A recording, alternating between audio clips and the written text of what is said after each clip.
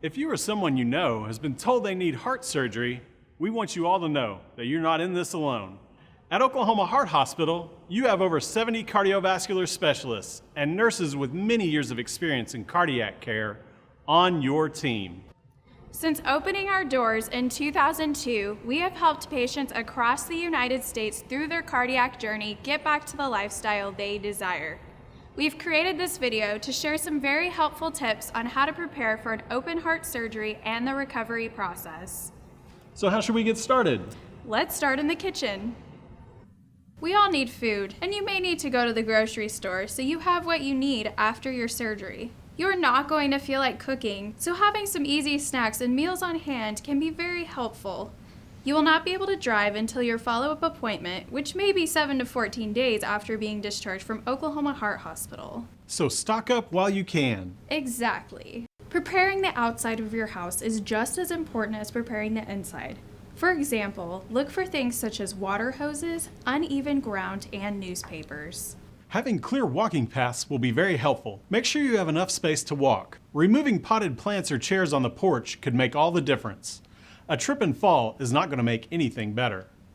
The goal is to make it easy for yourself to get around after surgery. You will need to walk as part of your recovery. You can choose if that's inside or outside, or Mother Nature may decide it for you. If your home has stairs, you can use them, but be sure to take it slow and don't do anything to hurt yourself. If your bed is upstairs, you may want to consider finding an alternative sleeping area downstairs. You may also want to get a nightlight to help light your path or to remind yourself that you are downstairs. Keep in mind that after surgery, you're not supposed to lift more than 5 pounds. Is there anything you can move today that would be too heavy after surgery? Ask someone you know for help ahead of time. If you have a pet at home, believe it or not, little Rover is not going to help you. The night before your open heart surgery, you and your bed need to be as clean as possible. That means it's time to wash your bed sheets, pillows, pillowcases, and blankets. If you use a CPAP machine or any other devices while sleeping, make sure they are all sanitized. Now that your bedding and accessories are cleaned and sanitized, it's your turn. Get a clean washcloth and take a shower, not a bath. If you don't have a shower, you may want to get a shower chair for your bathtub. You may also want to consider getting a shower wand for your bathtub. It could be easier than using 1 cup of water at a time. When you shower, use the germ-killing CHG soap that you were given. If you did not get the CHG soap from us or if you lost it, don't panic.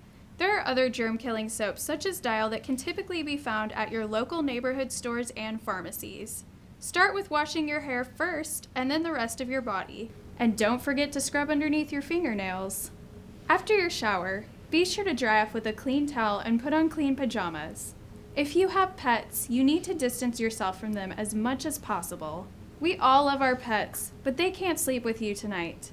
We understand that sleeping might be hard, and we get that everyone's a little stressed prior to surgery. Do your best to sleep as well as you can before you come in. You can rest assured that at Oklahoma Heart Hospital, you are in good hands. When you wake up on the day of your surgery, you're going to repeat what you did before you went to bed all over again.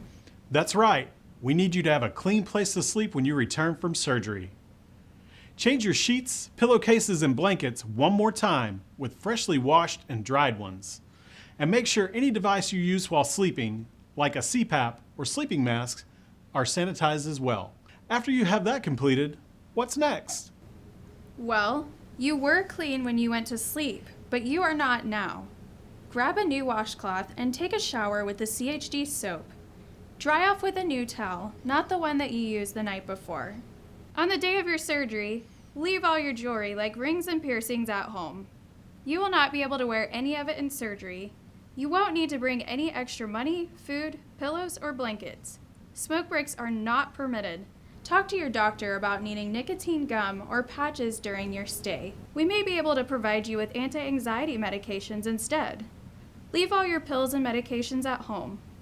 Only bring a list of current medications that you are taking. Our nurses will provide you with the medications you take during your stay with us.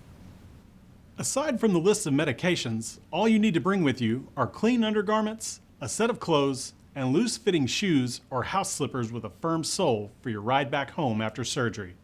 So make sure your favorite pajamas are clean And be sure not to wear your skinny jeans. Wear something comfortable and loose for your ride to Oklahoma Heart Hospital. The more elastic your clothes are, the better. After your open heart surgery, you're going to wake up with a catheter and tubes. You will probably have a tube in your throat and won't be able to speak for a little while. Don't be alarmed by any of this, as it's all a part of the open heart surgery. You can use a pen and paper to let us know anything you need. Visitors can come in the room at that time if you wish. A couple of really important things to help with your recovery will be remembering to breathe and cough.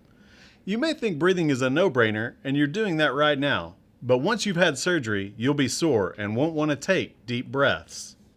Really, the key piece of your recovery is understanding how to take deep breaths. We have a little piece of equipment that you're going to be working with. Let me introduce you to the incentive spirometer. Everybody thinks they take this and blow. That is not how this works.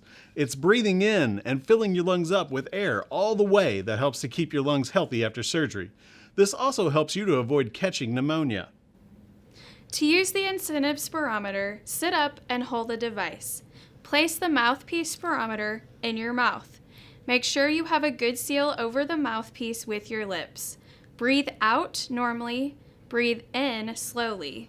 A piece in the incentive spirometer will rise as you breathe in. Try to get this piece to rise as high as you can.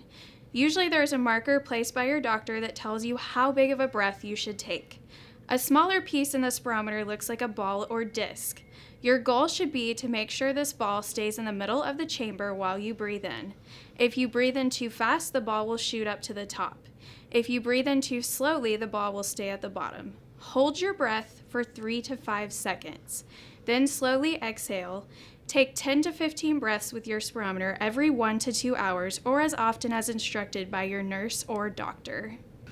Now, the other item we have to help you survive post-surgery is our Heart Recovery Bear.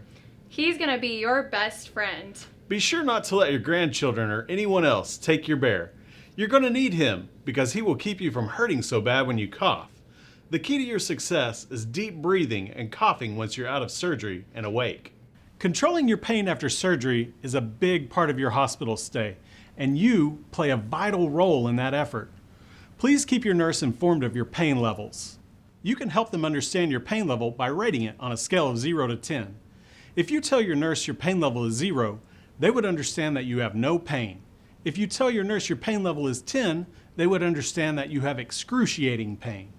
You need to know that a pain level of 4 is our goal. It's not realistic to think that you will not have any discomforting pain after surgery. We don't want your pain to get out of control and would really like to treat it sooner rather than later. Tell your nurse if your pain is not relieved, and be open to trying other methods such as positioning for comfort.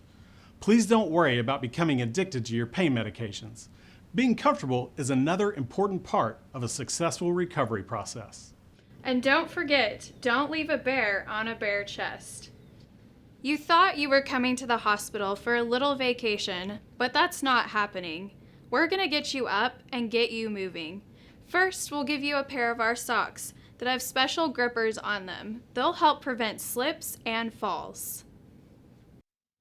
We get some patients walking as quickly as the evening of their surgery and some as early as the next morning. Don't worry, we'll pace it. But doing more each day is very important. You'll always have someone with you and you'll always be monitored. Your participation is an important part of your recovery. A really easy thing that your visitors and caregivers can do to keep you safe is to sanitize their hands often when they are around you. Everyone wants to make sure you're okay, and they want you to get well. You need your rest. You don't need to entertain everybody. It's all about focusing on you and getting you better and stronger each day. And you can't do that if you're entertaining everyone all day long. So let your nurses help you control the crowds. Preceding your discharge, our cardiac rehab staff will go over goals of a successful recovery. In some cases, Medicare will cover a number of days of our cardiac rehab program for you if you sign up. Using Medicare or not, we are confident you won't regret what you are going to learn in our cardiac rehab program. Have a plan to get your prescriptions filled immediately. Be sure to take your medications correctly. If you have questions or concerns, give us a call. After your discharge, you need to have someone drive you home. For the first couple of weeks until your follow-up appointment, your activities will be limited to walking. We know you know it, but we have to remind you to not be around any type of smoking or vaping during your recovery. And don't forget, you shouldn't lift anything over 5 pounds. So don't go around lifting heavy cooking skillets or gallons of milk. Most pets are at least 5 pounds. Don't pick them up and don't let them lounge on you until your incision sites have healed properly. Holding your grandkids or newborns is going to have to wait as well. Having just had open heart surgery, you'll need to protect your sternum. You might be capable of loading your washing machine one piece of clothing at a time, but getting them into the dryer is off limits. Wet clothes can be heavy and can also increase your fall risk when you bend down. As you can see, you're not going to do a whole lot after surgery. So plan and create a comfortable environment for your recovery. Take a shower every single day to help prevent infections. Remember, only showers, not baths. We don't want you to soak your incisions. At first, you may need help showering and getting around. If you think having a handy pull bar in your bathtub or next to your toileting area is a good idea for you, get it installed before your surgery. In the meantime, be sure to keep using the CHG soap until your incision areas have properly healed. Keep the information we gave you close by. It can be a great resource. During your recovery, try to enjoy the little things that are around you. Setting goals to do more and more each day is vital to your recovery. Opening your windows and letting the sunshine in could be your first goal. Keep it simple and increase your activity gradually each day. We hope you enjoyed watching and now understand how to prepare for open heart surgery and the recovery process. If you have any questions or concerns that we have not covered, contact your doctor's office. We look forward to serving you and your family.